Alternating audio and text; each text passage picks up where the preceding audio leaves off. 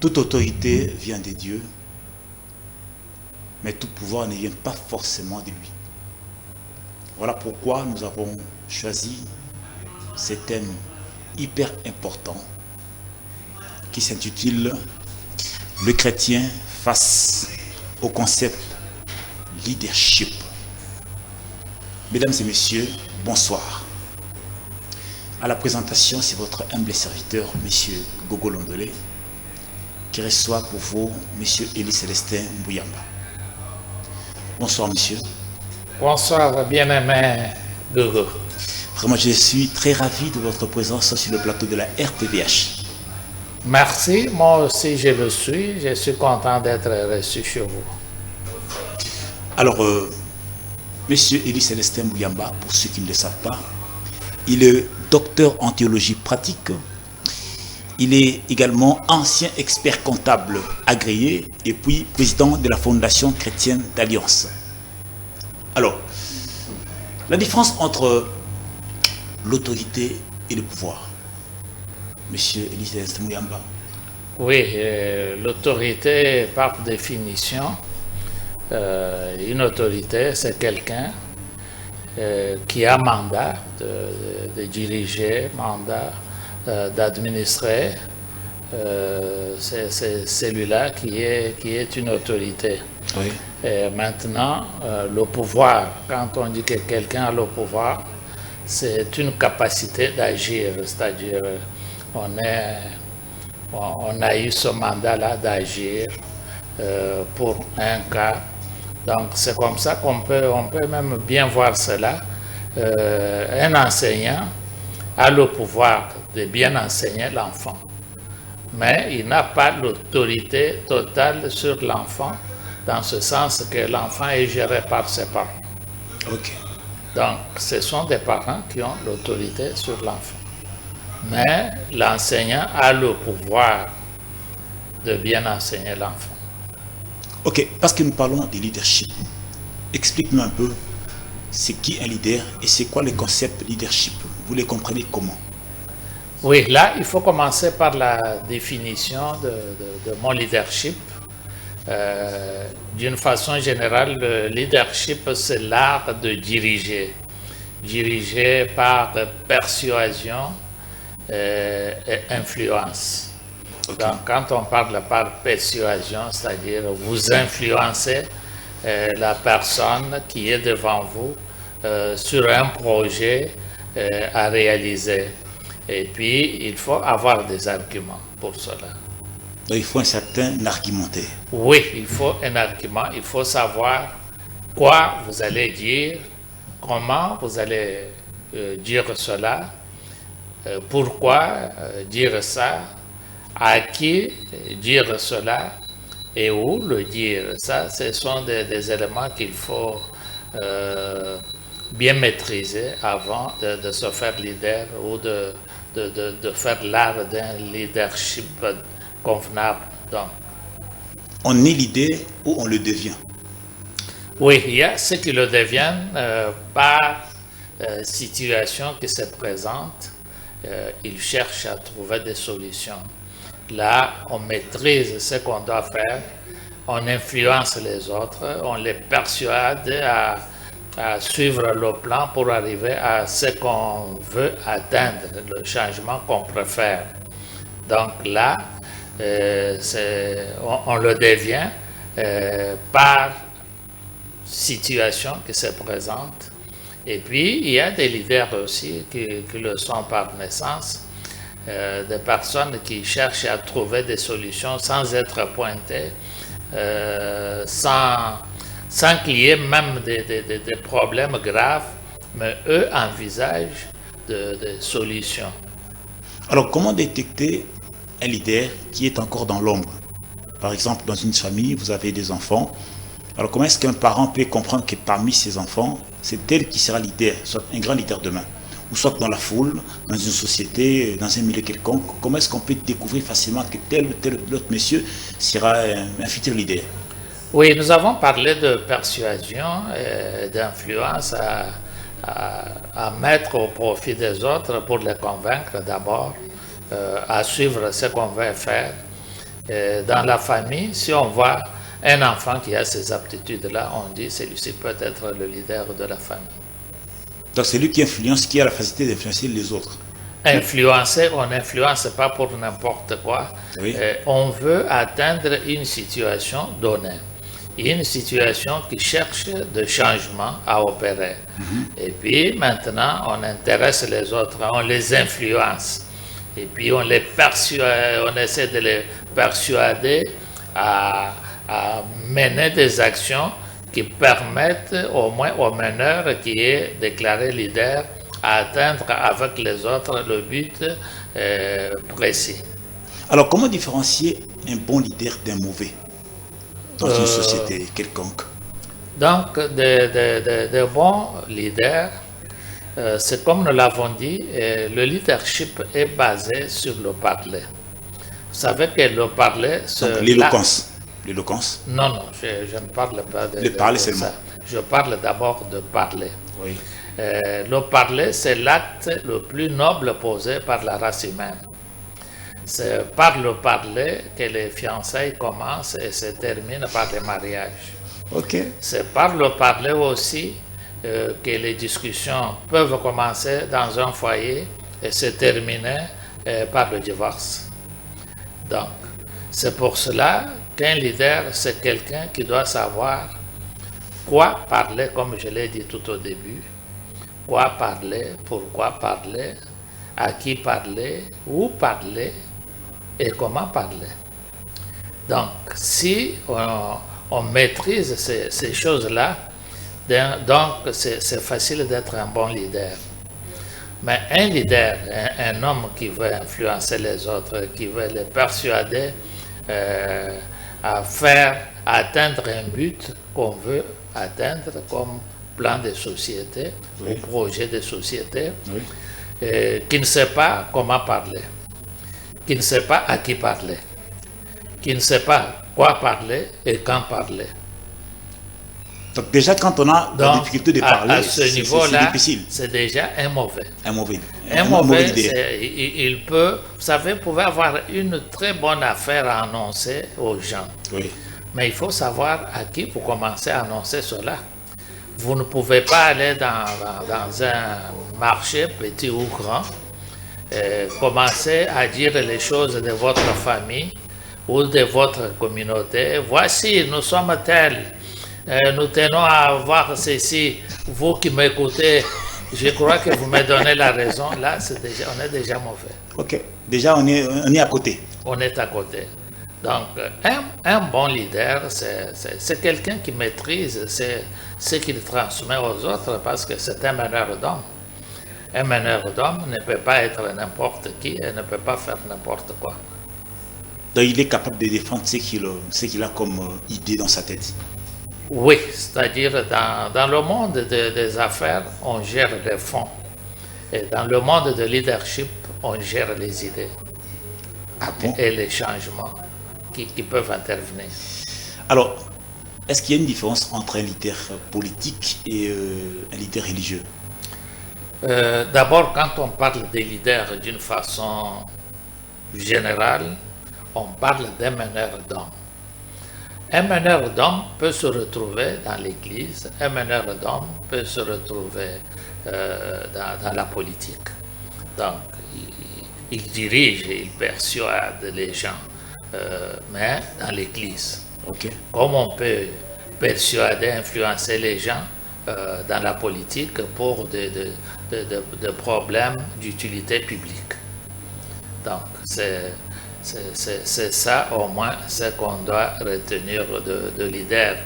Je vais entrer quand même dans les petits détails tout au début ici. Allez-y. Vous savez, dans des églises, par manque de formation en leadership, oui, il y a beaucoup de problèmes non résolus.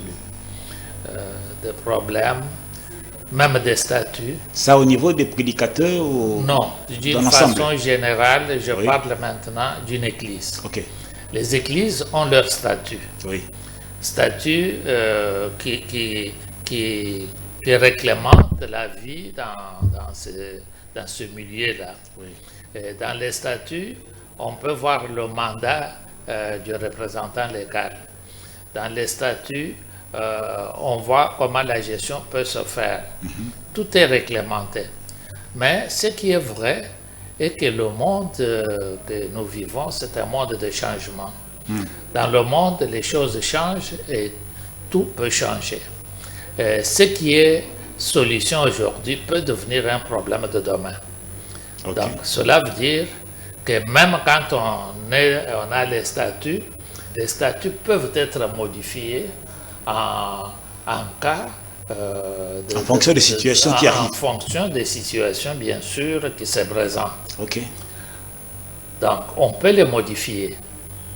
Et cela doit être connu de tous ceux qui dirigent. Ok. Tous ceux qui sont appelés comme leaders doivent savoir que les statuts peuvent changer, mais d'une façon étudiée et planifiée. Ok. C'est comme si ça ne se fait pas dans les églises, certaines églises. Mais si dans des églises, on a des problèmes, un problème qui cherche la modification Des d'un statuts. article des statuts, si on ne planifie pas ça, Oui. si on ne le fait pas, ça pose des problèmes. Et si celui qui veut qu'on change n'arrive pas à bien parler, bien persuader les gens, savoir à qui commencer à parler de ces choses. Ok. On quitte par exemple le staff, on va parler ça devant Aux fidèles. les fidèles. Ok. Les fidèles qui ne maîtrisent pas la gestion de l'Église.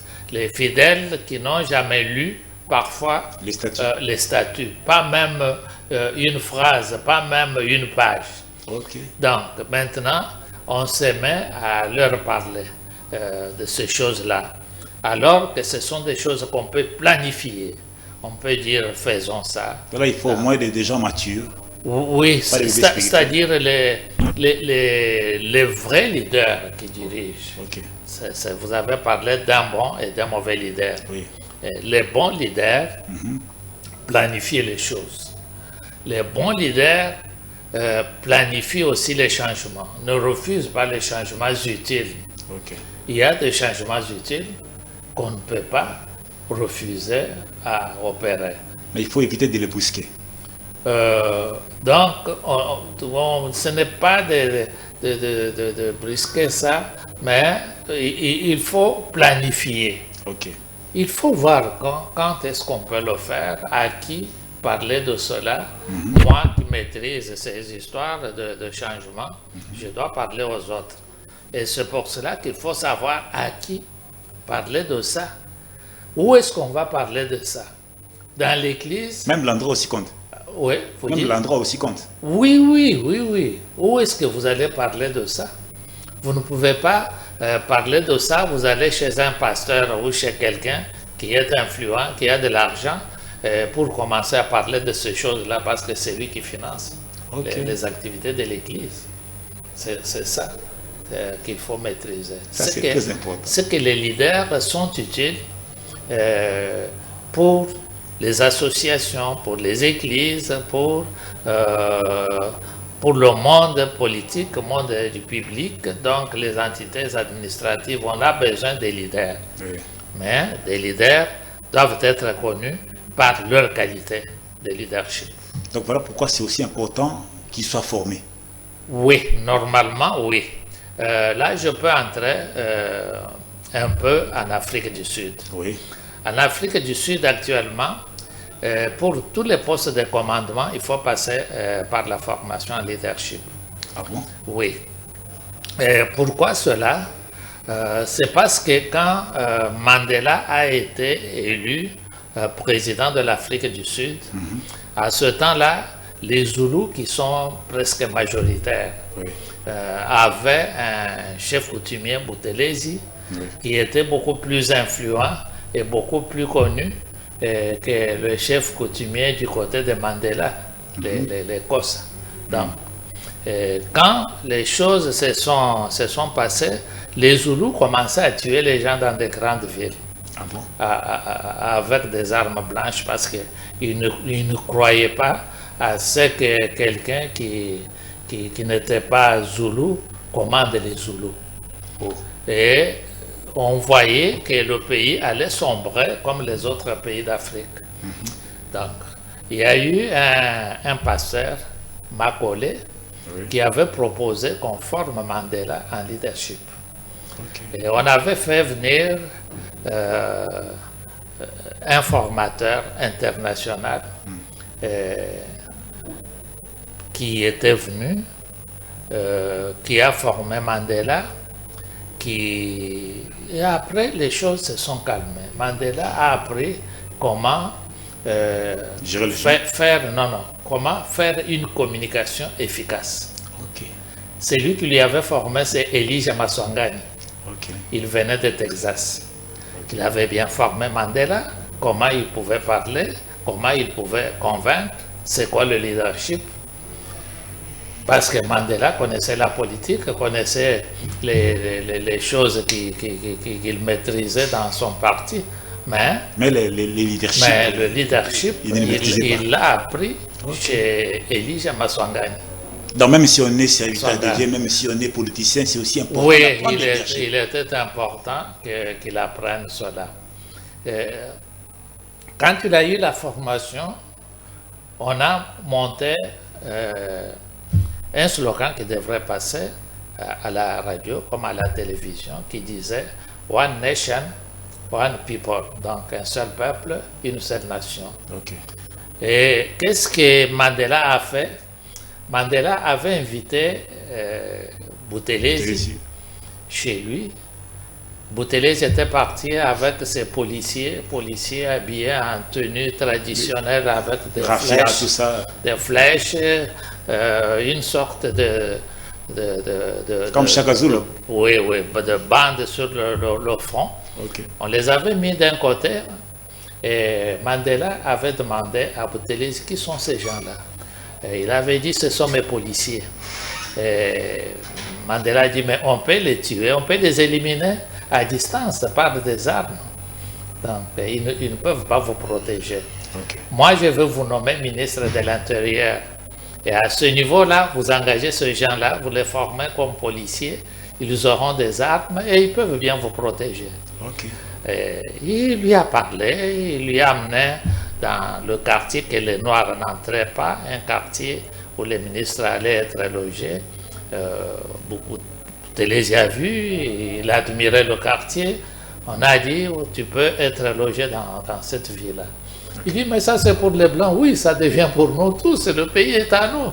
D'ailleurs, c'est pour cela qu'on fait passer ce flash qui dit One Nation, One People. Donc, c'est pour nous tous. Et il avait accepté, on l'avait nommé ministre de l'Intérieur. À partir de là, les pays voisins avaient demandé aussi que M. Elijah Maswangani aille former aussi les dirigeants de chez eux. Et il l'avait fait. Donc, vous voyez comment ces choses ont marché. Donc, il fallait une formation sur le leadership. Oui, sur le leadership. Moi, j'ai eu cette formation-là. J'ai la formation en leadership aussi. Ok, on va en parler. Alors, aujourd'hui, il y a quelqu'un qui arrive au sommet. Il devient un grand leader. Alors, qu'est-ce qu'il doit faire pour se maintenir dans cette posture? Oui, en leadership, il y a des positions. Il y a la première position, c'est la position d'un leader qui commence, un leader qui vient de persuader les gens, de les convaincre, et puis il est élu, on le met à une position soit d'un président du parti ou une autre position, et il doit maintenant former les gens. Quand il forme les gens, il monte à un autre niveau et les gens qu'il a formés deviennent des adhérents qui vont faire tout ce que lui veut qu'on fasse. Et à un moment donné, il fait encore que les gens qu'il lui a formés deviennent aussi des formateurs. Et lui devient le père de ces gens-là à un niveau, au troisième niveau. Donc il forme une autre génération. Ça peut être... Non, même les gens qui commencent avec lui peuvent être de même âge que lui. Non, je parle de génération par rapport à la formation.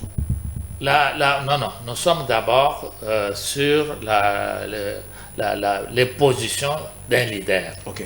Un leader commence, il influence, il a des gens, il a des adhérents. Oui. Avec qui il va atteindre le but. Parce qu'il faut avoir un but. Si. Qu'est-ce que vous voulez atteindre? Vous voulez avoir la démocratie, vous voulez avoir le pouvoir, c'est quoi? Ok. Donc, vous définissez ce que vous voulez atteindre. Vous êtes avec les gens. Parmi ces gens-là, il y a ceux qui vont complètement maîtriser la chose et qui vont commencer à former les autres, à influencer aussi les autres. Ok. Et vous montez. Parce que vous n'allez pas faire le travail que vous faisiez tout au début. Ok. Il y a d'autres personnes qui font ça. Maintenant, quand vous faites cela, et que les autres vous aident, les autres passent à votre niveau là, vous devenez au-dessus. Donc, formateur de formateurs. Et quand vous faites beaucoup d'autres actions, vous devenez le père. Le père, pas seulement de ce secteur que vous avez dirigé, vous pouvez être le père de toute une nation. Okay. Votre influence, votre renommée se répand, ça quitte votre base opérationnelle là où vous étiez, ça vous fait le père de tout le monde, et ça peut être même au niveau international, et là on vous respecte, on vous craint, et vous êtes au-dessus. C'est le cas de Tshisekedi par exemple? Oui. Étienne Tshisekedi. Oui, c'est comme Mandela, comme Étienne Tshisekedi, c'était devenu déjà des incontournables, des pères. Alors, parce que nous parlons de chrétiens face au concept de leadership. Alors, il y a un chrétien qui a le souci de devenir peut-être demain un grand leader, mais il ne sait pas comment procéder et par où commencer. Un petit conseil par rapport à ce genre de chrétiens. Un leader dans quel domaine? Il faut définir le domaine. Bon, dans tous les domaines, politiques, religieux, par exemple. Donc, nous revenons sur ce qui est de l'Église. Oui. Vous savez, les églises ont beaucoup de problèmes. Si vous allez au ministère de la Justice, vous trouverez trop de litiges. Ah bon? Oui. Pourquoi? Des litiges entre les gens des églises. Entre eux? Entre les gens des églises. Dans l'église, tel représentant légal ne veut pas quitter, ou tel autre, on veut le faire quitter, mais ce n'est pas fondé. Et dans l'église, non, il y a beaucoup de choses. Il faut passer. Il faut passer une fois. Peut-être prochainement, je ferai un effort. Et vous serez fixé de tout cela. Et ça fait même honte. Ça fait honte de voir que les hommes de Dieu s'entr'accusent jusqu'à ce niveau-là. Et qu'est-ce qui manque? Ce qui manque, c'est ça, le leadership. On ne sait pas quand est-ce que... On ne sait pas gérer les changements qui interviennent. Alors, mais pour ces frères-là qui veulent devenir des grands leaders, donc ils doivent d'abord suivre la formation. D'abord, pour être grand leader, il faut savoir que le monde, c'est un monde de changement. Ça, c'est un monde de changement, c'est-à-dire... Il faut accepter les changements. Le concept de changement, c'est quoi? Le concept de changement est que dans le monde, on doit retenir que tout change. Tout change. Même les âges des gens changent. Même les enfants ont des changements dans leur vie. On passe d'une classe à l'autre. Et à un certain moment, celui qu'on a vu comme enfant devient déjà un enseignant. Donc, quand il devient enseignant, toi qui l'avais vu avant, tu ne peux pas dire toi, tu deviens enseignant. Moi, je t'ai vu quand tu étais encore petit. Non, le monde change, les choses changent. Quand ça change comme ça, il faut savoir gérer. Je vais arranger quelque chose, parce que quand nous parlons de changement, il y a des changements à impact négatif qui existent. Il y a des changements aussi à impact positif. La différence, c'est... Changement à impact négatif, ce sont des changements non étudiés, des changements qui n'apportent pas un développement mais un changement qui apporte la ruine.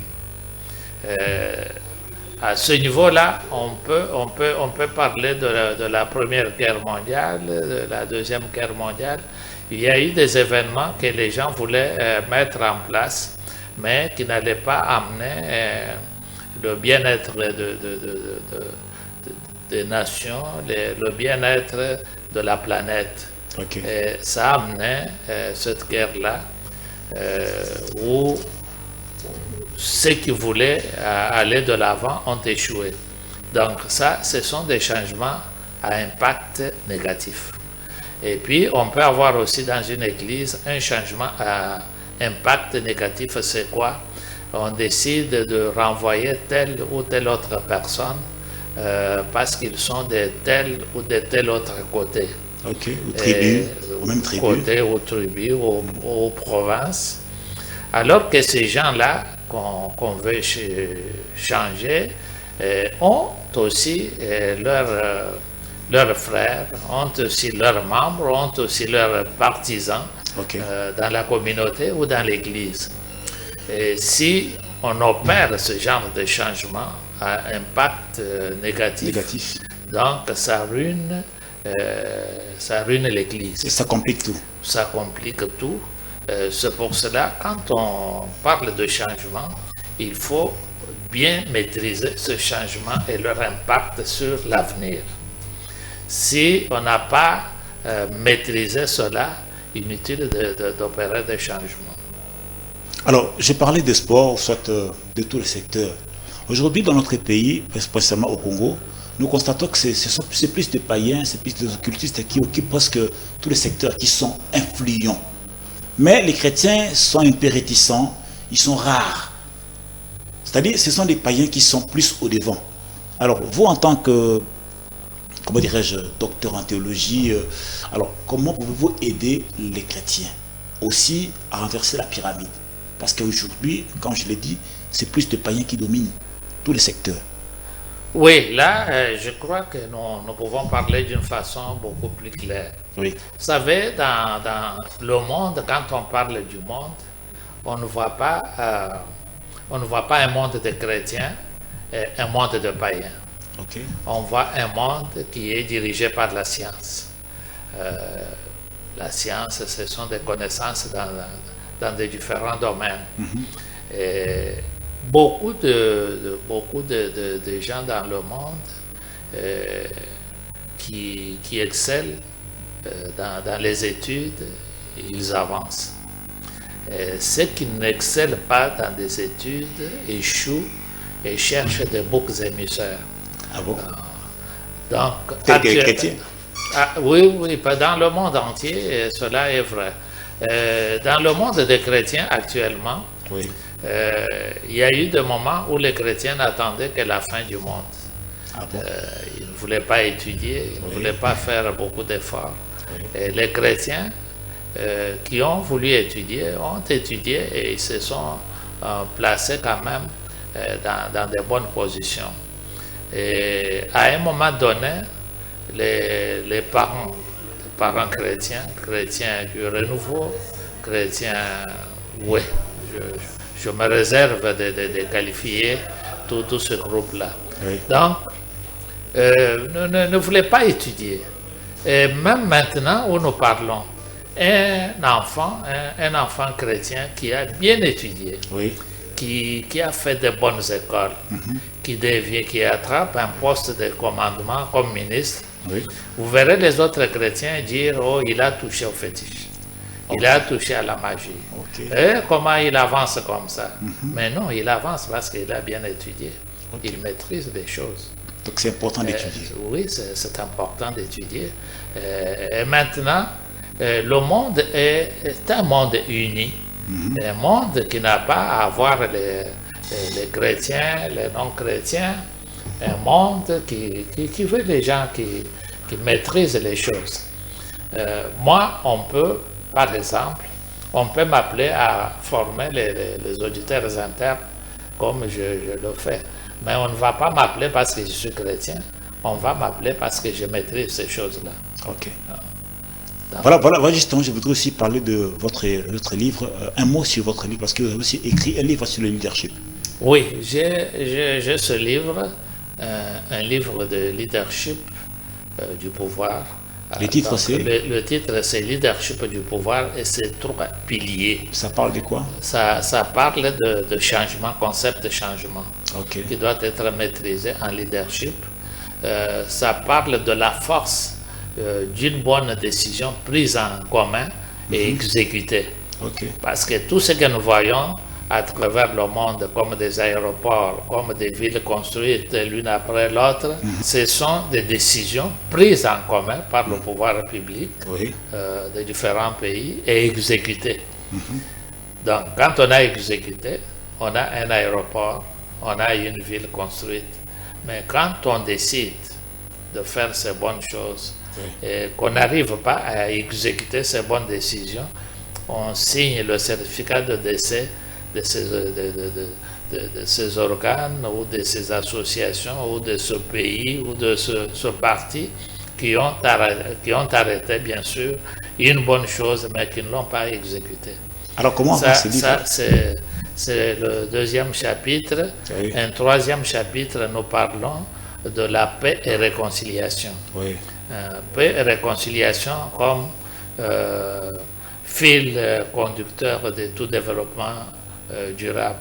Si on n'a pas, donc, nous essayons de traiter comment résoudre les problèmes qui se présentent dans le monde, parce que dans le monde, tous les problèmes qui surgissent ont leurs points communs, les 4 points communs que nous avons traités dans ce livre. Alors, vos contacts pour permettre aux gens de s'en procurer? Oui, pour avoir ce livre, il faut passer, je vais les déposer, il y a d'autres qui sont déposés, je vais les déposer en petite quantité, compte tenu de la place de conservation, à l'église de la Borne, l'extension de la Borne, qui est dans la commune de la Gombe, Parole du Salut.